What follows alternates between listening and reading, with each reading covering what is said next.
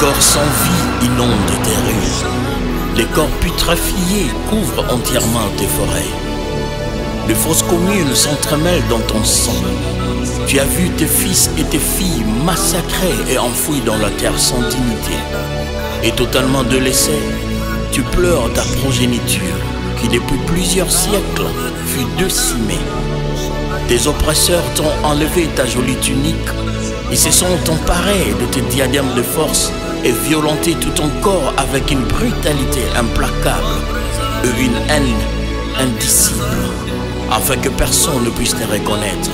Et de par ces faits, leur seule ratesse fut assouvie. Or toi qui fus la plus belle nation de la création, toi qui trouvas même grâce aux yeux de l'Éternel Tout-Puissant, qui par son amour et sa souveraineté te donna cette plus belle parure qu'aucune autre nation de la terre ne possède. Mais aujourd'hui, personne ne peut te reconnaître, car ta belle parure t'a été volée. Toi qui étais couronné de diadèmes, aujourd'hui tu portes toute l'opprobre de la création.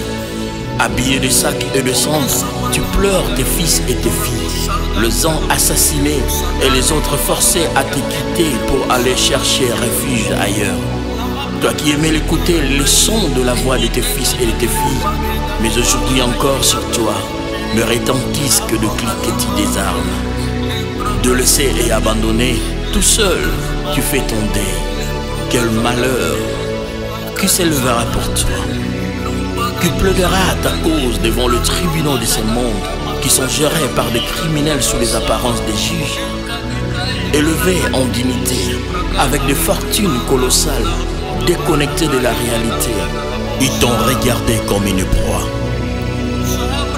Oh, chers habitants de la terre, venez tous et regardez comment ils sont tous ivres de joie. Ivres à cause du butin rapporté après chaque conquête.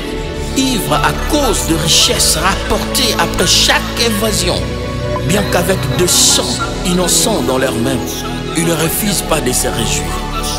Car se disent-ils que les lois et les constitutions de ce monde fonctionnent en leur faveur. Les gouvernements et les politiques leur sont tous soumis. Et il n'y a plus en eux aucune trace de l'humanisme. Ils ne se refusent rien, c'est-à-dire aucune limite pour satisfaire leur perversité. Sur ce, ils créent des guerres, des invasions, des génocides, des pillages, des bombes biologiques sous la forme de pandémies. Ils déciment des peuples, des tribus, des langues, des régions. Une fraction des nations et des continents comme du gâteau sur leur table. Ils arrivent jusqu'au point même de choisir librement qui va vivre et qui va mourir. Et sous la casquette des multinationaux, ils nomment et destituent le président. Ils positionnent des gouvernements comme des marionnettes qui deviennent ainsi des esclaves dans leurs salons. Et pendant que les enfants, jeunes et vieilles femmes sont agressivement violés, nous voyons des innocents fuir dans tous les sens, contraints de quitter leur territoire pour échapper aux machettes et au son des cliquetis des armes. Mais ces prédateurs par contre sont tous là, sans état d'âme, libres, sans aussi être inquiétés par la loi. Et ils se disent, nous sommes le roi de la terre, nous sommes intouchables. Et c'est dans cette réalité mensongère qu'ils vivent tous. Et ils se considèrent être au-dessus de tout le monde, de super-humains. Mais il suffit qu'un seul jour, pas deux, mais juste un seul jour, que le Tout-Puissant lève sa main contre vous. Ainsi les ailes de votre orgueil et de votre méchanceté se brisera. Et là, vous saurez que vous n'êtes pas éternel et que vous n'êtes qu'un simple souffle. Vous êtes venu de la poussière et vous retournerez à la poussière. Alors à quoi bon? À quoi bon répandre ainsi les sons des innocents? Mon regard se tourne encore vers toi, Congo, ma terre. Rien ni personne ne peut renverser les trônes de ton roi, Jésus-Christ. Rien ni personne ne pourra échapper ainsi à la justice de l'Éternel, ton Dieu. Lui qui a des yeux qui parcourent toute la terre, rien ne reste caché devant sa face. L'heure de ta délivrance a sonné. Et même ceux qui ont choisi la voie de la traîtrise se retrouveront un jour surpris par ta gloire à venir. Encore un peu de temps, ma patrie, tu retrouveras ta splendeur et ta beauté. Cependant, tes fils traîtres n'auront que de fleuves de larmes qui couleront de leurs yeux. Et très loin se retrouveront-ils dans de pleurs et de grincements des dents, en train de contempler de loin ces canards auxquels ils n'auront plus aucun accès. Car aujourd'hui, dépourvus d'empathie et de patience, dépourvus d'amour et de loyauté, dépourvus d'humanisme et de dignité, ils ont choisi la voie de la cupidité et de l'avidité. Félons et perfides, ruseux et méchants, cruels et malveillants, ils ont versé le sang de leurs frères sans remords, dans la seule perspective de servir aux intérêts égoïstes et étrangers. Mais Congo, écoute-moi aujourd'hui.